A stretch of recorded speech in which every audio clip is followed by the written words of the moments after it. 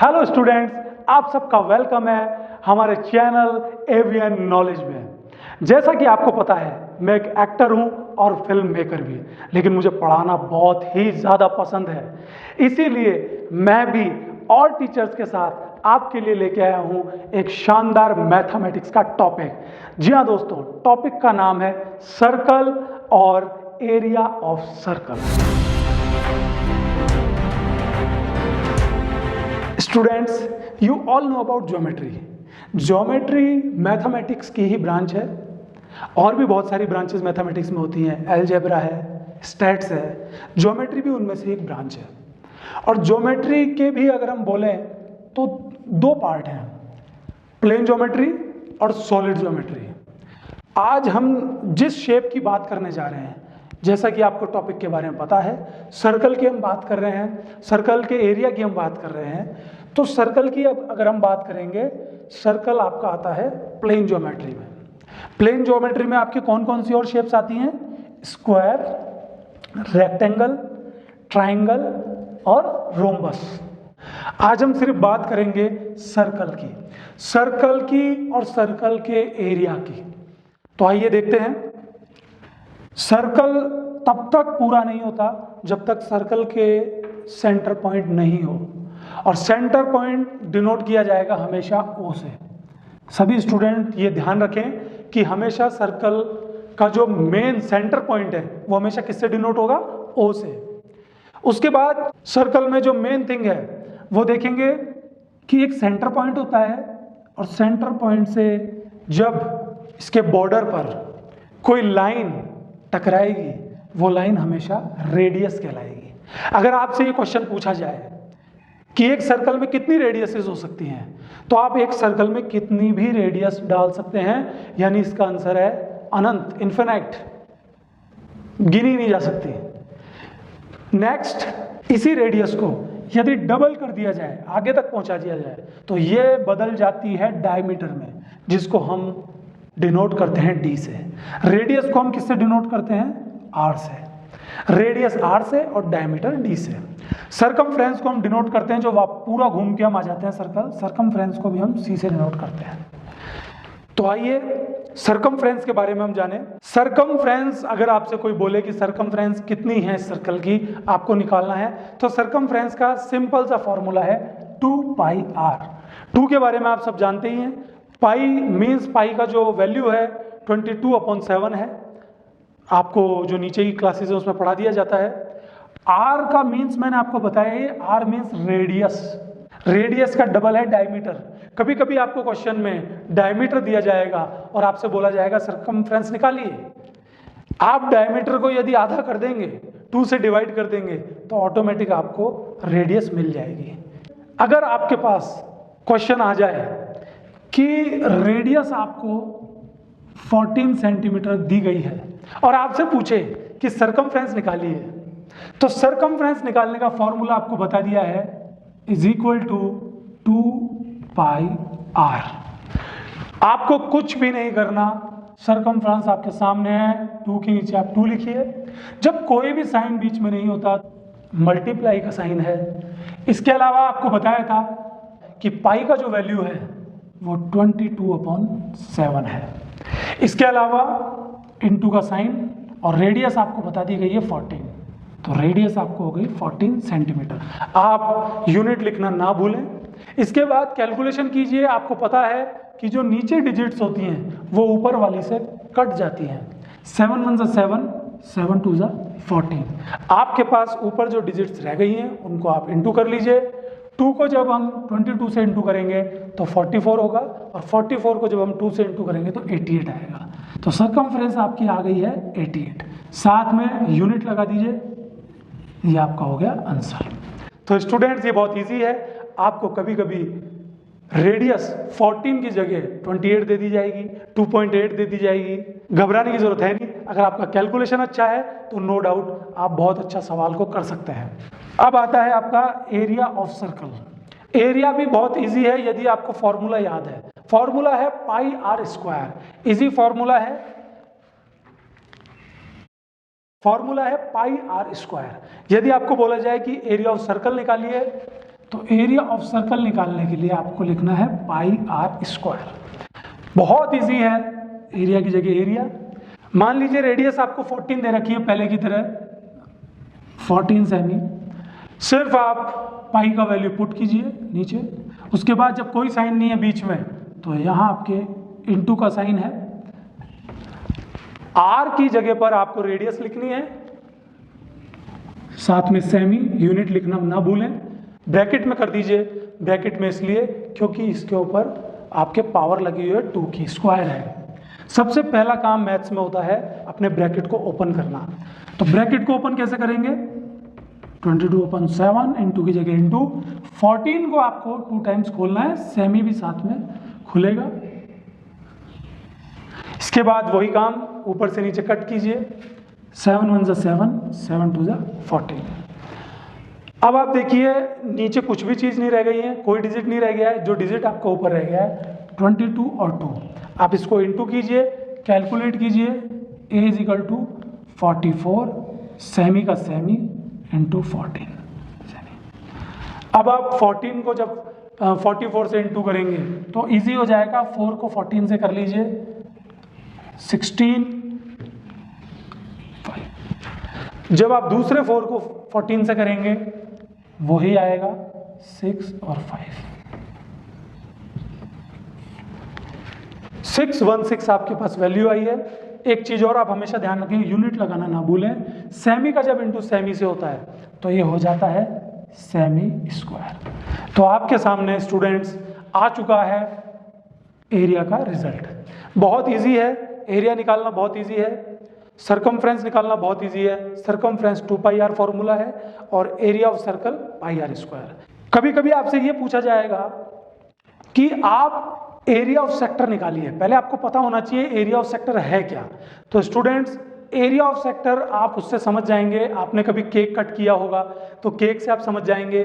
जब रेडियस के हिसाब से 2 पार्ट्स में सर्कल को कट किया जाता है, ये देखिए, तो आपके पास ये कहते हैं ना कि एक हमने केक को कट किया यूं, इस तरह से नाइफ लगाया, जब कट किया तो ये बीच का हिस्सा निकल के आपके सामने आ गया। तो ये जो है ये सेक्टर निकल के आपके सामने आ गया है। आपसे 2 तरह के इसमें क्वेश्चंस पुट कर सकता है। एक आपसे पूछ सकता है कि आप आर्क की लेंथ बताइए। ये जो आर्क है सेक्टर का, इसकी आप लेंथ बताइए। बहुत इजी है, इसकी लेंथ निकालने के लिए भी फॉर्मूला है पाई आर थीटा अपॉन 180। इसके अलावा आपको इसका एरिया निकालने के लिए पूछ सकता है। एरिया ऑफ सेक्टर फॉर्मूला थोड़ा सा चेंज है, pi r square theta upon 360 degree. बहुत इजी है, वैसे ही इसकी वैल्यू पुट करके हम देखेंगे। मान लीजिए r is equal to 7 centimetre आपको दे रखी है और आपसे पूछे लेंथ ऑफ आर्क निकालिए, यानी यहां से यहां तक की आपको लेंथ निकालनी है। तो कैसे निकालेंगे? फॉर्मूला है आर्क का लेंथ निकालने का पाई आर थीटा अपॉन 180 डिग्री। तो लेंथ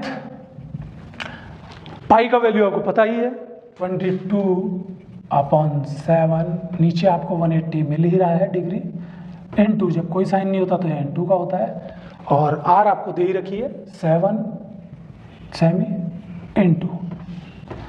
अब देखिएगा कि जब आपको इस तरह के क्वेश्चंस दिए जाएंगे, सेक्टर वाले क्वेश्चंस दिए जाएंगे, तो आपको थीटा की वैल्यू भी देगा। थीटा मतलब होता है एंगल, कि यहाँ सेंटर पॉइंट पे कौन सा कितने डिग्री का एंगल बन रहा है।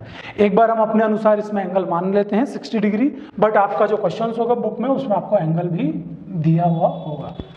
जब आप इसको कट करेंगे ऊपर से नीचे तो इस तरह से कुछ आपका आंसर निकल के आएगा। डिग्री से डिग्री कट हो जाता है, 0 से 0, 6 1 6, 6 3 18, 7 और 7 भी बड़ा इजीली कट हो जाएगा। अब आपके पास ऊपर रह गया सेमी, तो L is equal to 22 upon 3 cm. इसको आप एंड तक पॉइंटों तक निकाल सकते हैं। ये भी आंसर ठीक है, लेकिन आप आगे तक जाना चाहते हैं तो इसको पॉइंट्स तक आप आगे निकाल सकते हैं। इसके बाद हम बात करते हैं area of sector. Area of sector में थोड़ा सा फॉर्मूले में अंतर है, pi r square theta upon 360। मान लीजिए एरिया ऑफ सेक्टर में भी हम मान लेते हैं कि आपको रेडियस दी हुई है r is equal to 7 centimetre. अब बिल्कुल इजी फॉर्मूला इसका भी, एरिया ऑफ सेक्टर का फॉर्मूला है pi r square theta upon 360 degree. आइए वैल्यू पुट करें। एरिया ऑफ सेक्टर आपके सामने है 22/7 इंटू 360 डिग्री इंटू साइन आपको पता ही है, बीच में जब कोई साइन नहीं होता तो किसका होता है, इंटू का होता है। आर को हम वैसे ही ब्रैकेट में रखेंगे, आर आपकी 7 सेमी है, इंटू थीटा वही हम 60 डिग्री मान लेते हैं एक बार। थीटा से थीटा कट हुआ, 0 से 0, 6 1 6, 6 6 36।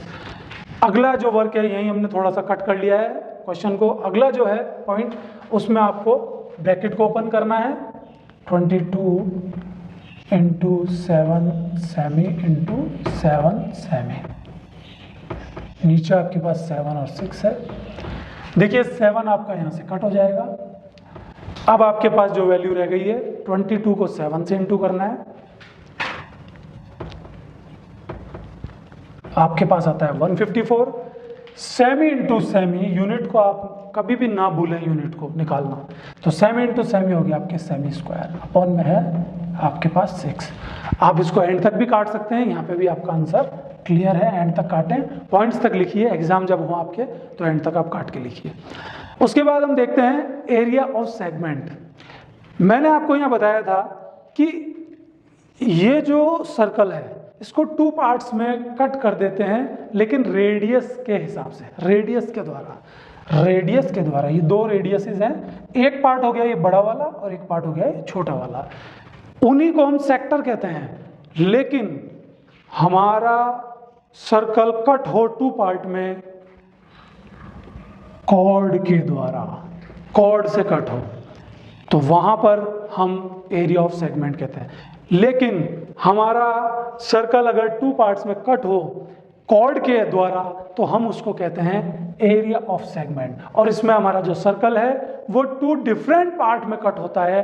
डिफरेंट पार्ट मीन्स ये एक पार्ट आपका बड़ा हो जाता है और एक पार्ट आपका छोटा हो जाता है। तो एरिया ऑफ सेगमेंट निकालने का भी बहुत सीधा सा फॉर्मूला है, आपको कुछ भी नहीं करना। इसी तरह से सेम टू सेम यही एरिया ऑफ सेक्टर निकालना है, बिकॉज फॉर्मूला सेम है, फॉर्मूला बिल्कुल सेम है। Pi r square theta 360 degree 360 degree. सिर्फ आपको क्या करना है कि माइनस करना है आपको आर स्क्वायर, यानी जो रेडियस है 7 हमने रेडियस ली थी, आपको रेडियस को 2 बार स्क्वायर करना है, उसमें 2 को डिवाइड करना है और जो आंसर आए उसको साइन थीटा से इंटू करना है। वही है थीटा का मीन्स। आपको अगर 60 डिग्री एंगल दे रखा हो, 60 डिग्री या एंगल बन रहा हो तो आप 60 डिग्री लिखिए और जाकर देखिए अपने बुक की ट्रिग्नोमेट्री की टेबल में, आपको वहां वैल्यू मिलेगी। अगर साइन 90 बोले आपको, अगर एंगल 90 डिग्री दे रखा है तो आप 90 की वैल्यू पुट कीजिए, 60 दे रखा है 60 की वैल्यू पुट कीजिए। जो भी आपको दे रखा है उसको आप इंटू कर सकते हैं। इंटू करके जो भी आपका आंसर आता है उसको पूरा इंटू करके आप इसके आंसर से माइनस कर दीजिए, जो भी वैल्यू आपको मिलेगी वही आपका आंसर होगा। तो एरिया ऑफ सेगमेंट आप इस तरह से निकाल सकते हैं। एरिया ऑफ सेगमेंट और सेक्टर के फॉर्मूले में ज़्यादा डिफरेंस नहीं है, क्योंकि ये चीज़ तो आप सेक्टर में निकालते ही हैं, pi r square theta upon 360 degree. उसके बाद आपको सिर्फ आर स्क्वायर अपॉन 2 और निकालना है। आर के बारे में आप अच्छी तरह जानते हैं, रेडियस होती है जो आपको 7 सेंटीमीटर दे रखी है। 2 टाइम्स उसको इंटू कीजिए, 2 का आप डिवाइड कीजिए और साइन थीटा यानी साइन की जो वैल्यू आपकी बुक के अंदर जो टेबल होती है ट्रिग्नोमेट्री की उसमें दे रखी होती है, जो भी वैल्यू उसमें दे रखी है उसको भी इंटू कीजिए। इंटू करके जो भी आंसर आए इसमें से माइनस कर दीजिए। तो स्टूडेंट्स, ये रहा हमारा सर्कल का पूरा डेमोस्ट्रेशन। हालांकि इसका जो एक्सरसाइजेज हैं वो अगले कुछ वीडियोस में हम करेंगे। सर्कल और एरिया ऑफ सर्कल हमने इसमें पढ़ा है। सर्कल की और भी बहुत सारी चीज़ें होती हैं जो हम आगे की वीडियोस में पढ़ सकते हैं। फिलहाल जो कुछ भी हमने किया है उसका एक रिवीजन आपको मैं करवा देता हूँ। मैंने आपको बताया कि मैथमेटिक्स की जो ब्रांच है वो ज्योमेट्री है। जिस तरह से अलजेब्रा होती हैं, स्टैट्स होती हैं, ब्रांचेस होती हैं, ज्योमेट्री में भी 2 टाइप्स होती हैं, plane geometry and solid geometry.